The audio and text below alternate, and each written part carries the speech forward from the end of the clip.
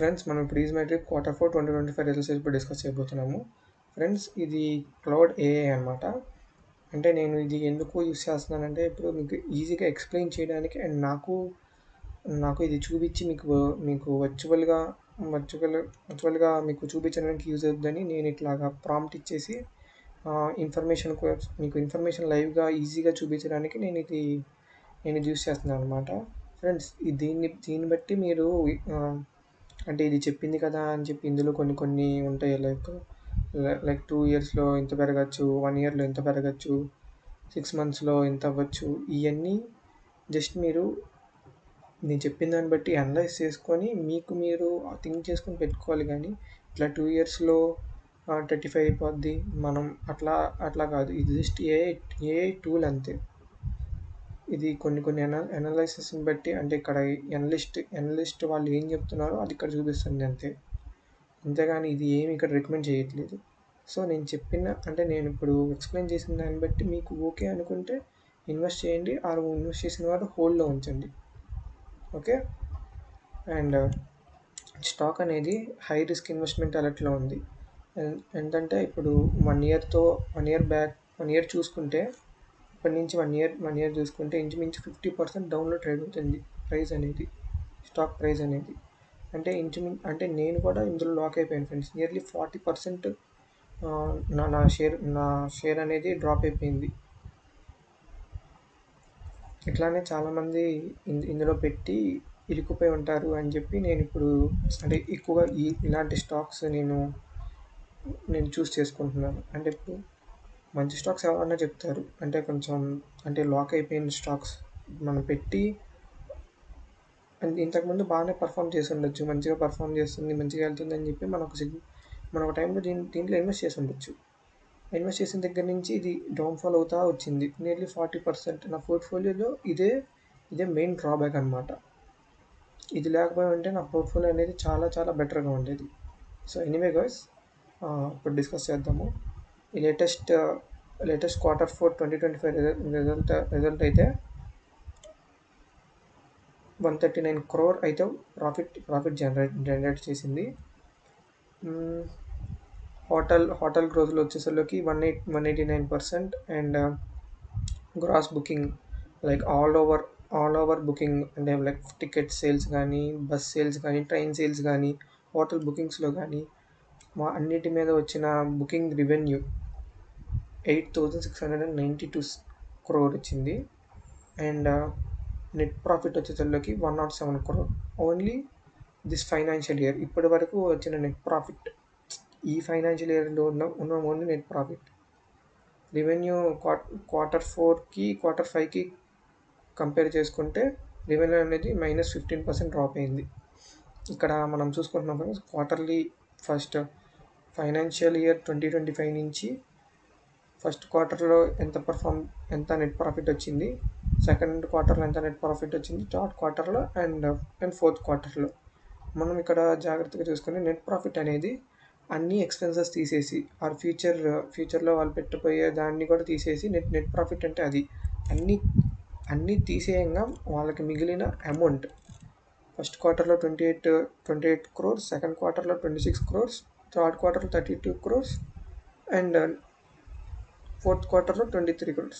Okay, this was fine. వీళ్ళు యావరేజ్గా maintain చేసుకుంటూ వస్తున్నారు. అండ్ ఇది బిజినెస్ సెగ్మెంట్స్ చూసుకుంటే, అంటే వీళ్ళు ఏ ప్లాట్ఫామ్స్లో ఎంతెంత, అంటే వీళ్ళు ఎక్కువగా ట్రావెలింగ్ ప్లాట్ఫామ్స్, ఇది ఒక ట్రావెలింగ్ ప్లాట్ఫామ్ అనమాట. వీళ్ళు బుకింగ్ చేసుకునే ప్లాట్ఫామ్ ఈజ్ మై ట్రిప్ అనేది. మేజర్గా వీళ్ళు ఎయిర్ టికెటింగ్ మీద ఫోకస్ చేస్తారు. అంటే ఫ్లైట్ బుకింగ్స్ మీద ఎక్కువ ఫోకస్ చేస్తూ ఉంటారు. 65% ఫ్లైట్ బుకింగ్ ఉంది. And hotels and holiday trips కూడా ప్లాన్ చేస్తారు వీళ్ళు. ఇందులో 20% ఉంది. అండ్ రైల్వేస్లో, అంటే మనం రైల్వే టికెట్స్ కూడా ఈజ్ మై ట్రిప్ ద్వారా బుక్ చేసుకోవచ్చు. అందులో 8% ఉంది. అండ్ బస్సెస్ కూడా బుక్ చేసుకోవచ్చు. అండ్ ఇందులో 5% ఉంది. అండ్ అదర్స్ అంటే ఇంకా మేజర్గా ఈవెంట్స్ బుక్ చేసుకుంటాము ఆర్ సంథింగ్ ఎల్స్ అని కూడా మీరు అనుకోవచ్చు. మేజర్గా ఎయిర్ టికెటింగ్లో మేజర్ బిజినెస్ వీళ్ళది ఫ్లైట్ బుకింగ్ ప్లాట్ఫామ్ అనమాట. సో దీంట్లోనే వీళ్ళ బిజినెస్ బాగా డ్రాప్ అవుతుంది. ఎందుకంటే make my trip some sky planner అనేది చాలా చాలా వెబ్‌సైట్స్ వచ్చేసినాయి. అంటే వీటికన్నా అంటే ఈజ్ మై ట్రిప్ కన్నా కొంచెం తక్కువ ప్రైజెస్ చూపించడం వాటిల్లో వాళ్ళ యూఏ బాండి అందులో బుక్ చేసుకోవడం. ఈ ప్లాట్‌ఫామ్‌కి ఎక్కువ మంది ఇంట్రెస్ట్ చూపించట్లేదు. సో, దీంట్లో మేజర్‌గా డ్రాబ్యాక్ వస్తుంది ఎయిర్ టికెటింగ్ సేల్స్‌లో. అండ్ అండ్ ఆల్సో దట్ మన అనలిస్ట్స్ ఇచ్చిన ప్రైస్ టార్గెట్స్ అనమాట ఇవి. వితిన్ 3 మంత్స్‌లో మనకి ఒక 65, 15 అనేది టార్గెట్ పెట్టారు. అండ్ 6 మంత్స్‌లో ₹20 అండ్ 1 ఇయర్‌లో 25 అండ్ 2 ఇయర్స్‌లో 35, ₹35. ఫ్రెండ్స్ ఇది జస్ట్ అనలిస్ట్ టార్గెట్స్ మాత్రమే నేను ఇక్కడ ఎక్స్‌ప్లెయిన్ చేస్తున్నాను. నేను చెప్పిన ఇన్ఫర్మేషన్ బట్టి మీకు ఓకే అనుకుంటే ఇన్వెస్ట్ చేయండి. ఆర్ హోల్డ్‌లో ఉంచండి. మాక్సిమం ఇప్పుడు మీరు చూస్తున్నారు దీన్ని అంటే మీకు ఎంతో కొంత నియర్లీ 20-30% అయితే మీరు లాస్‌లోనే ఉండుంటారు.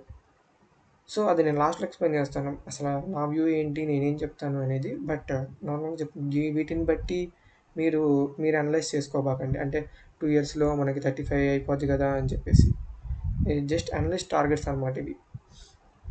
అండ్ పాజిటివ్ ఫ్యాక్టర్స్ చూసుకుంటే గ్రాస్ బుకింగ్ రెవెన్యూ అంటే బుక్ హ్మ్, అన్ అన్ని సెగ్మెంట్స్‌లో బుక్ చేసుకున్న revenue like buses, trains, flights మా మా అన్ బుక్ చేసుకున్ వీటన్నిటిలోనూ బుక్ చేసుకున్నారు కదా!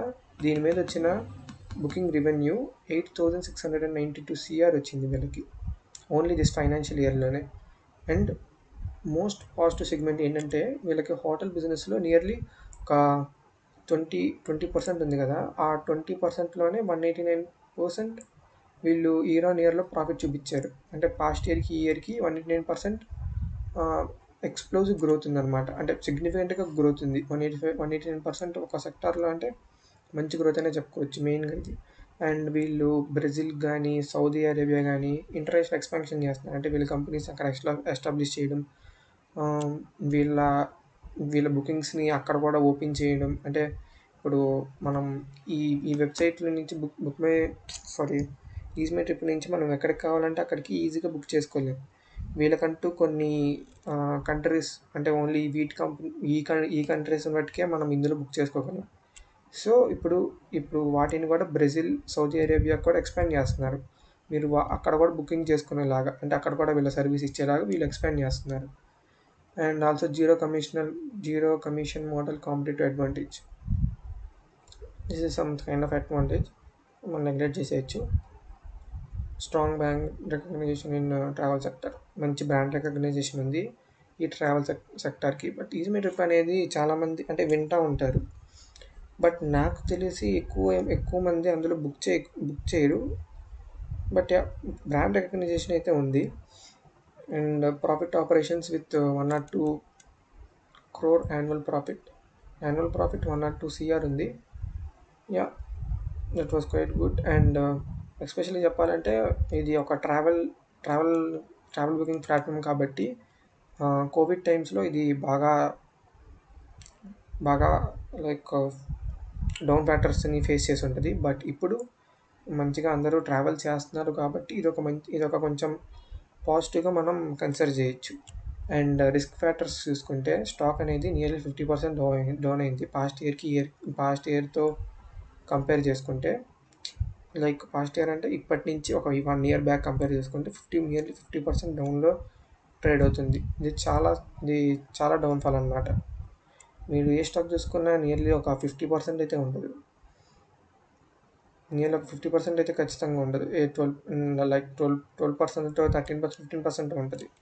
ఇది మెయిన్ రిస్క్ ఫ్యాక్టర్ అనమాట. బట్ మీరు చూసుకోవాల్సింది ఏంటంటే అంటే ఇంత పడింది కాబట్టి కొంచెమన్నా ఇంక్రీజ్ అయ్యిద్దా లేదా అనేది అట్లాగా అంటే నేను కూడా అట్లానే హోల్డ్ చేసి ఉంచుతున్నాను. అంటే ఇంత పడింది కదా! Like this is the lowest అంటే ₹11 అనేది దీనికి లోయెస్ట్. ఇక్కడి నుంచి జస్ట్ ఒక చిన్న పాజిటివ్ మూమెంట్ ఏదైనా వచ్చినా సరే నియర్లీ 10% ఆర్ 20% అప్పటితో ఇక్కడ కొట్టొచ్చు. నేను ఆ మూమెంట్ కోసం వెయిట్ చేస్తున్నాను. And Q4 revenue decline 50% to 139 CR. Q4 results అనేది 15% డిక్లైన్ అయింది. And high receivables 245 days collection period and this is a promoter holding decreased by 3%. Promoters like వాళ్ళ కంపెనీస్‌లో వాళ్ళ ప్రమోటర్స్ ఉంటారు. అంటే వాళ్ళ బిజినెస్ ఆపరేషన్స్‌ని చూసుకుంటారు. అంటే ఏ ఆపరేషన్స్ ఎలా చేయాలి? వీళ్ళు ఇంతకుముందు ఎలక్ట్రిక్ బసెస్ కూడా ప్లాన్ చేద్దాం అనుకున్నారు. సో, అలాంటి ఆపరేషన్స్ అన్నీ ప్రమోటర్ అప్రూవ్ చేస్తేనే జరుగుతాయి. సో, ఆ ప్రమోటర్‌కి కూడా ఇందులో హోల్డింగ్స్ ఉంటాయి.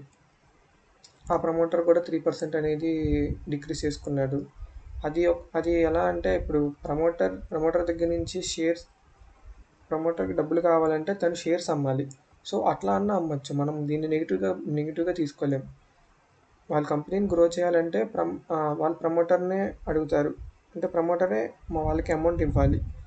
సో, వన్స్ షేర్స్ ప్రమోటర్ అమ్మితే ప్రమోటర్‌కి అమౌంట్ వస్తే సో, ఆ అమౌంట్ అనేది కంపెనీలో పెడతాడు. మనం అట్లా కూడా యూజ్ చేయొచ్చు. అంటే కంపెనీ ఆపరేషన్స్‌కి యూజ్ చేసుకోవడానికి ఆ షేర్స్ అనేది సెల్ చేసి ఉండొచ్చు. మనం అలా కూడా అనుకోవచ్చు. అండ్ కా అండ్ వీటి కాంపిటీషన్స్ అయితే make my trip and booking.com and sky planner ఇట్లాంటి చాలా ఎయిర్ టికెటింగ్ ప్లాట్ఫామ్స్ వచ్చేసినాయి. మేజర్‌గా మేక్ మై ట్రిప్ అనేది ఎక్కువ వింటా ఉంటాం. Economic slowdown impact on travel. మేజర్‌గా పోస్ట్ కోవిడ్ తర్వాత ట్రావెల్ అనేది ఇప్పుడే కొంచెం అంటే ట్రావెల్ చేయడం అనేది ఇప్పుడిప్పుడే స్టార్ట్ చేస్తున్నారు. సో, వన్స్ ట్రావెల్ అనేది బాగా బూమ్ అయితే దీనికి మంచి సేల్స్ వచ్చే వచ్చే ఇంపాక్ట్ ఉంటది. అంటే ట్రావెల్ అనేది ఎప్పుడు ఎక్కువ అవుతదంటే పీపుల్‌కి బాగా అమౌంట్ అనేది పెరిగి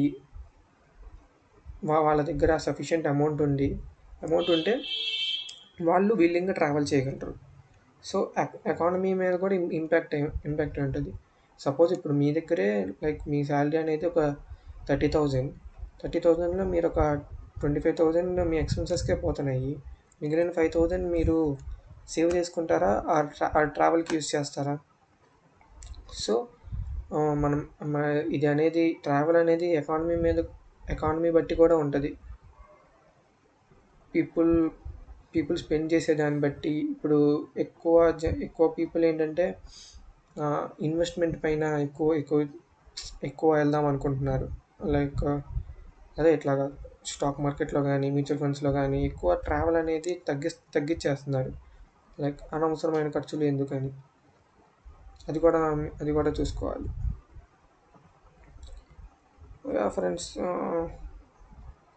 గ్రోత్ ఫ్యాక్టర్స్ ఏంటంటే లైక్ బ్రెజిల్ అండ్ సౌదీ అరేబియాలో మార్కెట్ అనేది ఎక్స్పాండ్ చేస్తున్నారు.